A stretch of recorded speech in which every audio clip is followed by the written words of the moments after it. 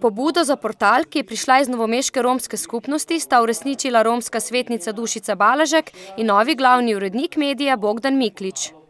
Gre za portal, kjer bomo objavljali novice, ki se dotikajo Romov na splošnih straneh. Predvsem, kot omenjeno, pa se bomo distancirali od črne kronike, kajti to je v romskih naseljih lahko zelo, zelo občutljiva zadeva.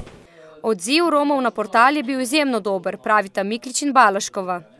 Moram povedati, da današnja romska mladina že kar uporablja prenosne računalnike, če lahko tako povem, prelistavajo vse možne portale in so tudi iz vrst romske skupnosti prišle pobude, da ena taka spletna stran zaživi.